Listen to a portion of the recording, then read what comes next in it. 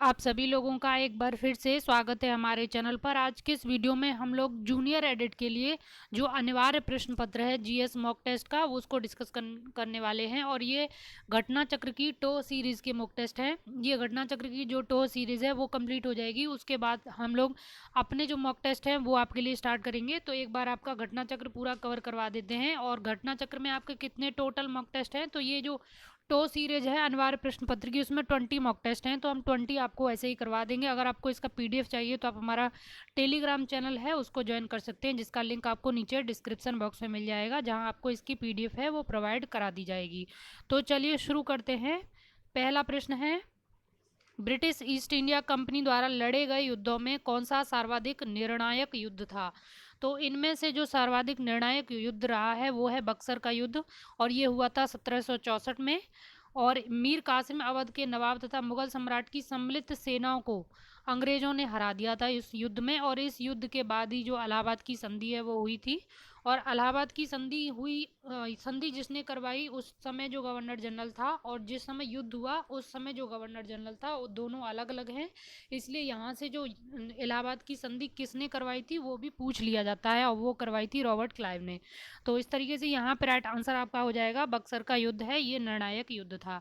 Next है, अगस्त 1947 में स्वतंत्रता दिवस के समारोह में निम्नलिखित में से कौन सा नेता कहीं भी सम्मिलित नहीं हुआ था? तो ये तो बहुत ही इजी क्वेश्चन है। ये जो ऑप्शन बी इसका राइट आंसर हो जाएगा, महात्मा गांधी। अगस्त 1947 में स्वतंत्रता प्राप्ति के अवसर पर महात्मा गांधी बंगाल के नोआखाली में होने वाले सांप्रदायिक दंगों को शांत करा रहे थे। तो ये सांप्रदायिक दंगों में शांति में व्यस्त थे, तो इन्होंने उस समारोह में हिस्सा नहीं लिया था। नेक्स्ट है, हिंदी का पहला समाचार पत्र उद्दंत मार्तंड है, 1826 में प्रकाशित हुआ था। ये इंपॉर्टेंट है, कई एग्जाम में पूछा गया है, और ये आपका गलत नहीं होना चाहिए। तो ये राइट आंसर आपका हो जाएगा। ये कोलकाता से प्रकाशित हुआ था 1826 में। और ये वीकली न्यूज़पेपर था, यानी ये डेली न्यूज़पेपर नहीं था, ये वीकली था, साप्ताहिक पत्र था। और इसके जो संपादक थे वो जुगल किशोर शुक्ल थे। नेक्स्ट है, निम्नलिखित में से कौन सा लगातार 6 वर्ष तक भारतीय राष्ट्रीय कांग्रेस के अध्यक्ष थे? वेरी इंपॉर्टेंट है ये भी।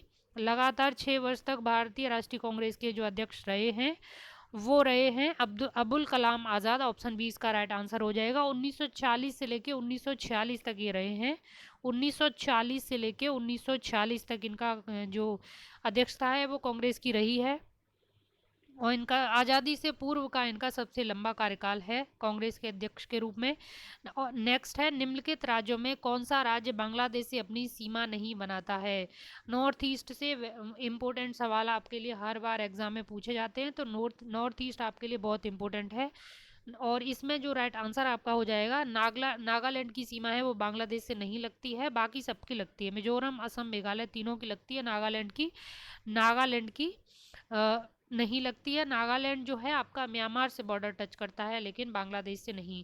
नेक्स्ट है, भारत का सर्वाधिक आबादी वाला द्वीप है, तो भारत का सर्वाधिक आबादी वाला द्वीप है, इनमें से पूछा है, तो ये है आपका सालसेट। सालसेट कहाँ पे है? सालसेट आपको याद होगा, मॉडर्न हिस्ट्री जब पढ़ते हैं तो सालसेट बेसिन, ये कुछ द्वीप थे बॉम्बे में। तो यहाँ बॉम्बे में ये सालसेट द्वीप है, यहाँ की आबादी सर्वाधिक है। अंडमान में कम है, लक्षद्वीप में कम है, माजुली में भी कम है। और जो सालसेट है वो राइट आंसर हो जाएगा। नेक्स्ट है, बांग्लादेश में प्रवेश करने के बाद गंगा को किस नाम से जानते हैं? तो बांग्लादेश में प्रवेश करने के बाद गंगा को पद्मा के नाम से जानते हैं। ऑप्शन बी इसका राइट आंसर हो जाएगा। और बांग्लादेश में ही पद्मा की मुख्य धारा में जब में ब्रह्मपुत्र नदी मिल जाती है, जहाँ से इनकी संयुक्त धारा को फिर जमुना कहते हैं। और आगे चलकर इसमें मेघना नदी भी मिल जाती है, और संयुक्त रूप से मेघना के नाम से यह बंगाल की खाड़ी में मिल जाती है। यानी जब गंगा है बंगाल की खाड़ी में जल विसर्जित कर रही होती है, तो वहाँ पे उसका नाम होता है मेघना। तो वो भी सवाल बनता है। नेक्स्ट है, भारत में एग्रो इकोलॉजिकल जोन्स हैं, कृषि पारिस्थितिकीय क्षेत्रों की कुल कितनी संख्या है? तो नेशनल ब्यूरो ऑफ सॉइल सर्वे के अनुसार भारत में 20 कृषि पारिस्थितिकी क्षेत्र हैं, एग्रो इकोलॉजिकल रीजन है वो 20 हैं। ऑप्शन बी इसका राइट आंसर हो जाएगा, 20। नेक्स्ट है, निम्नलिखित में से कहाँ पर भागीरथी एवं अलकनंदा नदियाँ मिलती हैं? तो इनमें से कहाँ पर भागीरथी और अलकनंदा नदियाँ हैं उनका संगम होता है? तो ये होता है देवप्रयाग में। ऑप्शन ऑप्शन ए इसका राइट आंसर हो जाएगा। 9 का ऑप्शन ए इसका राइट आंसर है। और ये उत्तराखंड के टिहरी गढ़वाल जिले में प्रसिद्ध तीर्थ स्थल है। यहाँ पे अलकनंदा एवं भागीरथी नदियों के संगम पर ये जो देवप्रयाग ये स्थित है। यहीं से जो गंगा का नाम है वो गंगा पड़ता है और ये पंच प्रयागों में से एक है। नेक्स्ट है पृथ्वी सम्मेलन +5 आयोजित हुआ था। तो पृथ्वी सम्मेलन +5 है, ये कब आयोजित हुआ था? और ये आयोजित हुआ था 1997 में। ऑप्शन डी इसका राइट आंसर हो जाएगा। 1992 में आपका पृथ्वी सम्मेलन हुआ था रियो दी जनेरियो में। उसके बाद जो नेक्स्ट है वो 1997 में 5 साल बाद हुआ है और इसको बोलते हैं पृथ्वी सम्मेलन +5। तो ऑप्शन डी इसका राइट आंसर हो जाएगा। नेक्स्ट है निम्नलिखित में से कौन सा भारत का बायोडायवर्सिटी हॉट स्पॉट नहीं है? यहाँ पे पूछा है नहीं है। तो देखिए हिमालय तो हॉट स्पॉट में आता है और जो आपका नॉर्थ ईस्ट है वो भी हॉट स्पॉट में आता है। पूर्वी हिमालय तो सब मुख्य हॉट स्पॉट है इंडिया में। पश्चिमी घाट है ये भी हॉट स्पॉट में आता है। ये 3 तो हॉट स्पॉट है, लेकिन विंध्यन रेंज है वो हॉट स्पॉट में नहीं आती है।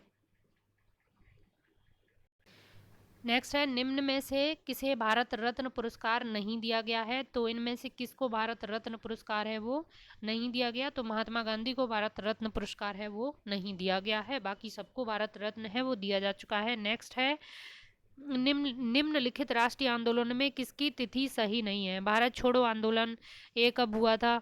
तो भारत छोड़ो आंदोलन है, इसकी यहाँ पर तिथि दी है 1940, जबकि यही गलत है। भारत छोड़ो आंदोलन है वो 1942 में हुआ था। बाकी सबने अवज्ञा आंदोलन है वो 30 में ही हुआ था। प्रथम चरण 30 में ही हुआ था। असहयोग आंदोलन है वो 20 में ही हुआ था, 1920। और प्रथम स्वतंत्रता संग्राम जिसको बोला जाता है 1857। तो ऑप्शन ये डी भी सही है और सी बी तीनों सही हैं, लेकिन ए सही नहीं है। नेक्स्ट है निम्नलिखित में से कौन सा एक भारत के राष्ट्रीय जलवायु परिवर्तन कार्य योजना के 8 मिशनों में शामिल नहीं है? ये मिशन बहुत इंपॉर्टेंट है, इसमें 8 कुल मिशन है। राष्ट्रीय जलवायु परिवर्तन कार्य योजना है, ये बहुत इंपॉर्टेंट है, तो इसमें शामिल नहीं है आपका। यहाँ पे राइट आंसर आपका हो जाएगा ऑप्शन सी नाभिकीय शक्ति। ये आपकी 8 मिशनों में जो शामिल है उसमें नहीं है। सौर शक्ति है, वनीकरण है, अपशिष्ट ऊर्जा से और अपशिष्ट से ऊर्जा परिवर्तन, ये सभी शामिल हैं। बाकी 5 भी आपको देखने हैं, बहुत इंपॉर्टेंट है ये इसकी। और ये कब शुरू हुआ है ये भी पूछा जा सकता है, ये इंपॉर्टेंट है। नेक्स्ट है यमुना एक्शन प्लान औपचारिक रूप से प्रारंभ किया गया था।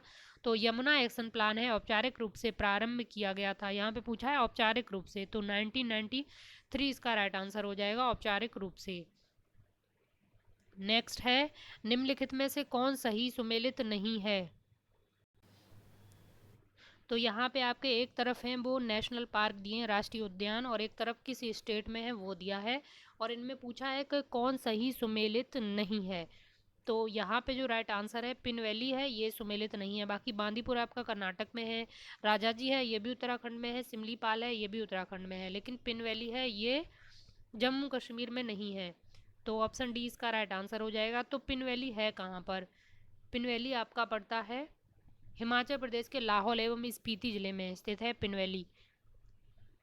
नेक्स्ट है जनगणना 2011 के अनुसार भारत की सकल प्रजनन दर है, यानी टोटल फर्टिलिटी रेट है वो कितनी है? तो 2011 की जनगणना के अनुसार पूछ रहा है ये, तो 2.4 हो जाएगी। वर्तमान में 2.2 है और टारगेट हमारा था 2.1 तक ले जाने का। तो यहाँ पे जो राइट आंसर है प्रश्न के अनुसार वो 2.4 हो जाएगा। नेक्स्ट है निम्नलिखित राज्यों में से किस में 2011 की जनगणना के अनुसार पुरुष और स्त्री साक्षरता के प्रतिशत दरों में न्यूनतम अंतर है? यानी पुरुष साक्षरता और स्त्री साक्षरता में बहुत ज़्यादा अंतर नहीं है, तो वो कौन सा राज्य है इस तरह का? तो 18 का राइट आंसर आपका हो जाएगा मेघालय। मेघालय में जो लिटरेसी रेट है महिला पुरुषों की उसमें बहुत ज़्यादा अंतर नहीं है। यहाँ पर मात्र 3.1 का ही अंतर है, यानी कि महिलाएं 3.1 ही कम शिक्षित हैं पुरुषों से, वरना पुरुषों और महिलाओं की साक्षरता दर है वो बिल्कुल बराबर है। पुरुषों में कितनी है 76% है और स्त्रियों में 72.9% है। ये मेघालय की बात हो रही है, टोटल इंडिया की नहीं। नेक्स्ट है कस्तूरबा गांधी बालिका विद्यालय योजना का आरंभ किस वर्ष किया गया था? वेरी इंपॉर्टेंट है, ये हुआ था 2004 में। नेक्स्ट है निम्नलिखित सब्जियों में सर्वाधिक विटामिन सी पाई जाती है। तो खट्टे फलों में विटामिन सी पाई जाती है, लेकिन इनमें नॉर्मली आपको लगेगा इनमें कोई खट्टा फल नहीं है, लेकिन यहाँ पे जो सही आंसर है वो मिर्च है। विटामिन सी जो मिर्च में है सर्वाधिक मात्रा में, सॉरी सर्वाधिक नहीं लेकिन काफ़ी मात्रा में पाई जाती है, तो इसलिए हरी मिर्च ही खाना चाहिए हमेशा। रेड जो चिली है उसको कम खाना चाहिए। नेक्स्ट है येलो वेन मोजेक गंभीर बीमारी है, तो ये बीमारी किससे रिलेटेड है? बैंगन, भिंडी, मटर या पत्ता गोभी? तो यहाँ पे जो राइट आंसर आपका हो जाएगा 21 का ऑप्शन बी, ये भिंडी से रिलेटेड है। नेक्स्ट है निम्नलिखित में से किसके कारण टमाटर का रंग लाल हो जाता है? वेरी इंपॉर्टेंट है, ये भी बहुत एग्जाम में पूछा जाता है, पीसीएस में भी पूछा गया है कई बार। तो लाइकोपिन के कारण है टमाटर का रंग है वो लाल हो जाता है। कैरोटीन के कारण जो गाजर का कलर है वो आता है। एंथोसाइनिन किस में, मतलब इसका कलर किस में आता है? तो ये होता है आपका सेब में। कैप्सिसिन किस में होता है? आप कमेंट बॉक्स में कमेंट करके ज़रूर बताना। नेक्स्ट है निम्नलिखित में से कौन सा पादप हार्मोन है? तो इनमें जो साइटोकाइनिन है ये आपका पादप हार्मोन है, प्लांट हार्मोन है। इंसुलिन, थायरोक्सिन, एस्ट्रोजन ये ह्यूमन हार्मोन है। नेक्स्ट है गोल्डन चावल प्रचुर मात्रा में है, तो गोल्डन चावल में किसकी मात्रा सर्वाधिक होती है? तो 24 का यहाँ पे राइट आंसर हो जाएगा ऑप्शन ए, गोल्डन चावल में विटामिन ए की मात्रा अधिक होती है। नेक्स्ट है संविधान के निम्नलिखित संशोधनों में से किसके अंतर्गत भारत में महिलाओं के लिए ग्राम पंचायतों में 30% स्थान आरक्षित किए गए हैं? तो 25 का राइट आंसर हो जाएगा ऑप्शन सी, 73rd अमेंडमेंट में ये किया गया है। किस आर्टिकल में है ये भी आप जरूर देखना, वो आर्टिकल भी पूछा जाता है। नेक्स्ट है संविधान के किस अनुच्छेद के अंतर्गत भारत के राष्ट्रपति को अध्यादेश जारी करने की शक्ति प्राप्त है? तो ये यहाँ पे राइट आंसर हो जाएगा 123। अब राज्यपाल को किस में प्राप्त है आप जरूर से चेक करना, वो भी पूछा जा सकता है। नेक्स्ट है हरित खेती में सन्निहित है, तो हरित खेती में क्या सम्मिलित होता है? तो राइट आंसर इसका हो जाएगा 27 का जो आपका राइट आंसर है ऑप्शन सी हो जाएगा, ऑप्शन सी समेकित कीट प्रबंधन, समेकित पोषक पदार्थ आपूर्ति एवं समेकित प्राकृतिक संसाधन प्रबंधन। तो ये आपकी हरित खेती में सम्मिलित किया जाता है, ऑप्शन सी इसका राइट आंसर हो जाएगा। नेक्स्ट है एक अंतर्राष्ट्रीय वित्त सेवा केंद्र स्थापित किया गया है, तो अंतर्राष्ट्रीय वित्त सेवा केंद्र है IFSC, तो ये है आपका शुरू हुआ है गांधीनगर में। ये करंट अफेयर्स का सवाल है, बहुत इंपॉर्टेंट है इसको, और इसको आप ज़रूर से देख लेना। नेक्स्ट है जनगणना 2011 के अनुसार उत्तर प्रदेश में लिंगानुपात है, तो उत्तर प्रदेश का लिंगानुपात कितना है 2011 की जनगणना के अनुसार? तो 912 है। अब इंडिया का कितना है वो भी आपको पता होना चाहिए, और यूपी का इंडिया से ज़्यादा है या कम है ये भी आपको पता होना चाहिए। नेक्स्ट है भारत में धीमी कृषि विकास गति के लिए निम्नलिखित में से कौन प्रभावी कारण है? तो इनमें से भैया धीमी गति के लिए कृषि क्षेत्र के लिए सबसे प्रभावी जो कारण है वो कौन सा है? 30 का राइट आंसर हो जाएगा ऑप्शन ए, ग्रामीण निर्धनता। जब हर चीज़ में पहले इन्वेस्ट किया जाता है तभी उसमें अच्छा मिलता है, जब किसान के पास खेती में इन्वेस्ट करने के लिए पैसा ही नहीं होगा तो खेती भी कुछ नहीं देती है फिर। इसीलिए क्योंकि जो हाइब्रिड बीज वगैरह हैं जिनसे उत्पादन अधिक मात्रा में होता है वो काफ़ी महंगे होते हैं, तो सरकार को उनको पहले सस्ता करना चाहिए बीज वगैरह को, तो किसानों को बहुत फ़ायदा होगा उससे। नेक्स्ट है 31 साइटोट्रोन ऐसा संयंत्र है जिसे उत्पन्न किया जाता है। ये इंपॉर्टेंट है, इस टाइप के सवाल हैं वो पूछ लिए जाते हैं, इनका कोई वो नहीं होता है, बस अचानक पूछ लिए जाते हैं। तो राइट आंसर हो जाएगा ऑप्शन बी, कृत्रिम मौसम। नेक्स्ट है विशेष आर्थिक क्षेत्र नीति है, ये कब, स्पेशल इकोनॉमिक जोन नीति है, ये पॉलिसी कब प्रारंभ की गई थी? तो राइट आंसर यहाँ पे आपका हो जाएगा 32 का ऑप्शन डी, अप्रैल 2003 में, सॉरी 3 में नहीं, ये तो 2000 में शुरू हुई थी। ऑप्शन ए इसका राइट आंसर हो जाएगा अप्रैल 2000 में। 32 का और राइट आंसर है ऑप्शन ए। नेक्स्ट है ऋग्वेदिक धर्म है, तो ऋग्वेदिक जो धर्म था वो किस प्रकार का था? बहुदेववादी था, एकेश्वरवादी था, या अद्वैतवादी था, निवृत्त मार्गी था? तो 33 का राइट आंसर हो जाएगा बहुदेववादी। क्योंकि बहुदेववादी इसलिए था क्योंकि नेचर को बहुत कंजर्व करने की बात इसमें हुई है, तो हर नेचर की हर कंपोनेंट को इन्होंने एक देवता के रूप में दिखाया है। देवता उसको बोला जाता है जो कुछ देता है, तो नेचर है इंसानों को बहुत कुछ देती है।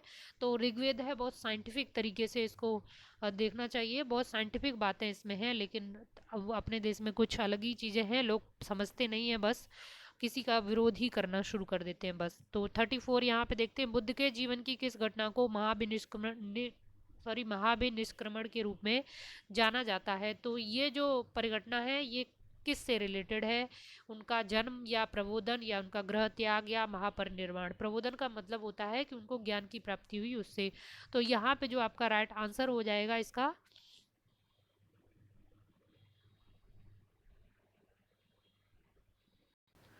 34 का आपका राइट आंसर है ऑप्शन सी, उनके गृह त्याग से संबंधित ये परिघटना है। नेक्स्ट है, निम्नलिखित में भक्ति संतों का सही कालानुक्रम या तिथि के अनुसार क्रम है, तो इनमें सबसे पहले कौन हुआ, उसके बाद कौन, फिर उसके बाद कौन, लास्ट में कौन। तो इस तरीके का ये सवाल है, और ये सवाल है आप सीधे सीधे रटेंगे तो आप इसको कभी याद नहीं कर पाएंगे। तो इसको याद करने का सबसे बेहतरीन तरीका है कि इनके काल में कौन सा राजा था। सल्तनत काल का है तो सल्तनत काल में कौन सुल्तान था। मुगल काल का है तो मुगल काल का कौन सा शासक था उस टाइम में, या किसी अन्य राजा अन्य राजपूत राजा है तो उस टाइम कौन सा राजा शासन कर रहा था, उसके काल में ये थे। तो इस तरीके से आप कभी नहीं भूलेंगे, तो आप इनको इस तरीके से याद कीजिए। और भक्ति आंदोलन से एक सवाल हर एग्जाम में आता है, जहाँ जीएस आती है वहाँ ये सवाल जरूर आता है, तो ये इंपॉर्टेंट भी है। 35 का यहाँ पे राइट आंसर हो जाएगा ऑप्शन ए, जो कबीर, गुरु नानक, चैतन्य, मीराबाई, ये इनका सही क्रम है। तो कबीर ये आपके सिकंदर लोदी के समय थे, और गुरु नानक है ये बाबर के टाइम पे थे, और चैतन्य है ये उसके बाद हैं, और मीराबाई अकबर से पहले थी। तो इस तरीके से इनको याद कर सकते हैं। नेक्स्ट है, निम्नलिखित में से कौन सा एक मतदाता आयु घटाने से संबंधित संशोधन था। तो 61वां संशोधन है यहाँ पे, जो वोटिंग की एज है वो 18 वर्ष कर दी गई थी। नेक्स्ट है, भारतीय संविधान में कितने मौलिक कर्तव्य हैं, तो ये पूछा जाता है, फैक्चुअल सवाल है। 37 का राइट आंसर हो जाएगा ऑप्शन बी, 11 है। पहले जो सम्मिलित किए थे तब 10 थे, एक बाद में ऐड किया गया है, तो टोटल 11 है। ये करंट अफेयर का है। 26 जनवरी 2021 को अंतर्राष्ट्रीय मुद्रा कोष द्वारा वर्ल्ड इकोनॉमिक आउटलुक अपडेट जनवरी 2021 जारी की गई। इससे संबंधित निम्नलिखित कथनों पर विचार कीजिए। तो इसके अनुसार वर्ष 2020 में वैश्विक विकास दर वो 3.5% आकलित की गई है। वर्ष 2021 में भारत की विकास दर 11.5% रहने का अनुमान है, और वर्ष 2020 में भारत की विकास दर 8% आकलित की गई है। तो इनमें से कौन सा सही है, तो यहाँ पे जो राइट आंसर 38 का आपका हो जाएगा राइट आंसर ऑप्शन डी। ये सभी जो कथन हैं वो बिल्कुल सही हैं, और ये पूछा जा सकता है 2021 के आईएमएफ ने कितनी विकास दर निर्धारित की है, तो 11.5 हो जाएगा। 39 नंबर का सवाल है, प्रकाश एनजी नई पीढ़ी मिसाइल से संबंधित निम्नलिखित कथनों पर विचार कीजिए। तो इसमें जो पहला कथन है, 25 जनवरी 2021 को डीआरडीओ द्वारा उड़ीसा के तट से दूर एकीकृत परीक्षण रेंज से इस मिसाइल का पहला सफल परीक्षण किया गया, और ये सतह से हवा में मार करने वाली मिसाइल है। तो ये दो कथन है। राइट आंसर यहाँ पे आपका हो जाएगा 39 का ऑप्शन सी, दोनों ही कथन सही हैं, और ये करंट अफेयर का बहुत ही इंपॉर्टेंट सवाल है। नेक्स्ट है, 26 जनवरी से 31 मार्च 2021 के मध्य किस मंत्रालय द्वारा आयुष संवाद अभियान मेरी सेहत मेरी जिम्मेदारी आयोजित किया गया था। तो 40 का राइट आंसर हो जाएगा आयुष मंत्रालय। ये पूछा जा सकता है, आयुष संवाद अभियान मेरी सेहत मेरी जिम्मेदारी है, ये आयुष मंत्रालय का जो अभियान था। नेक्स्ट सवाल देखते हैं, 21 से 25 जनवरी 2021 के मध्य सेना के तीनों अंगों का संयुक्त जल थल नभ युद्धाभ्यास एम्फेक्स 21 कहाँ पर आयोजित किया गया था। तो एम्फेक्स 21 है, ये हुआ था अंडमान निकोबार द्वीप समूह में। ऑप्शन डी इसका राइट आंसर हो जाएगा। नेक्स्ट है, 24 जनवरी 2021 को किस राज्य से राष्ट्रीय बालिका दिवस पर बेटी बचाओ बेटी पढ़ाओ के अंतर्गत योजना के अंतर्गत पंख अभियान है वो शुरू किया गया है। ये तो बहुत न्यूज़ में रहा है, ये मध्य प्रदेश का है, शायद ये आप लोगों को पता होगा। नेक्स्ट है, 30 दिसंबर 2020 को किस institute of engineering and technology IET द्वारा वर्ष 2020 के लिए प्रतिष्ठित इंजीनियरिंग पुरस्कार से सम्मानित किया गया है। तो किसको सम्मानित किया गया है, 43 का यहाँ पे आपका राइट आंसर हो जाएगा ऑप्शन सी, विनोद कुमार को। ये इंपॉर्टेंट है, पूछा जा सकता है, यहाँ से आपके रीजनिंग और मैथ के सवाल होते हैं। तो यहाँ पे मैं आपको पूरा सॉल्व करके नहीं बताऊंगी, या आप खुद से सॉल्व कर लेना, क्योंकि मैं मैथ में इतनी ज़्यादा सही नहीं हूँ, तो मैं नहीं बता सकती, मैं आपको बस आंसर बताऊंगी। तो 44 का राइट आंसर हो जाएगा ऑप्शन बी। नेक्स्ट है, जो 45 है यहाँ पे कथन और निष्कर्ष वाले हैं। अशिक्षित लोगों का समाज में अन्य लोगों द्वारा शोषण किया जाता है, ये कथन है। तो आप इससे क्या निष्कर्ष निकाल सकते हैं, ये इजी सवाल होते हैं। तो पहला निष्कर्ष है लोग केवल अशिक्षित लोगों का लाभ उठाते हैं, और दूसरा जो निष्कर्ष है वो है शिक्षित लोग समाज में अशिक्षित व्यक्तियों का शोषण करते हैं। तो राइट आंसर 45 का हो जाएगा ऑप्शन डी। ऐसा कुछ भी यहाँ पे निष्कर्ष क्लियर नहीं निकलता है, तो ऑप्शन डी इसका राइट आंसर है। नेक्स्ट है 46 का आपका राइट आंसर हो जाएगा ऑप्शन ए 69। नेक्स्ट है 47, तो 47 का आपका राइट आंसर हो जाएगा ऑप्शन डी 26। और 48 का आपका राइट आंसर हो जाएगा ऑप्शन डी। नेक्स्ट आपका देखते हैं 49, तो 49 का आपका राइट आंसर हो जाएगा ऑप्शन बी सफ़ेद। ये आप लगा सकते हैं, इजी होते हैं इस टाइप के सवाल। नेक्स्ट है 50 का जो राइट आंसर है 22 फरवरी 2021 को प्रस्तुत उत्तर प्रदेश के बजट 2021-22 का आकार कितने करोड़ था। तो यहाँ पे दो चीज़ें इंपॉर्टेंट हैं, एक तो बजट पेश कब हुआ, 22 फरवरी को हुआ, आकार क्या था, तो 50 का राइट आंसर हो जाएगा ऑप्शन ए। ये याद कर लेना, ये डाटा है, पूछा जा सकता है, इस टाइप के एग्जाम में पूछ लिया जाता है। तो ये आपका टो सीरीज का फर्स्ट मॉक टेस्ट था। कल मॉक टेस्ट आपको एक और मिल जाएगा, आपको डेली मॉक टेस्ट मिलेंगे अब जूनियर एडिट के लिए, क्योंकि जब भी एग्जाम की डेट आएगी तो आपको बहुत ज़्यादा टाइम नहीं मिलेगा। तो आप इस सीरीज़ को फॉलो ज़रूर करें। आप अगर आपको चैनल पर नए हैं तो चैनल को सब्सक्राइब भी कर लें। अगर इस जूनियर एडिट के वीडियो पे सब्सक्रिप्शन अच्छे खासे होंगे और वीडियो को शेयर करेंगे तो हम आपके लिए पूरे घटना चक्र के जितने भी टेस्ट सीरीज हैं जीएस से रिलेटेड और सोशल साइंस से रिलेटेड वो आपको ज़रूर से ज़रूर प्रोवाइड करा देंगे, अगर इसको आप शेयर करते रहेंगे, सब्सक्राइब करेंगे तो, क्योंकि हमको भी उसी से मोटिवेशन मिलता है। तो चलिए नेक्स्ट वीडियो में फिर मिलते हैं। Thank you.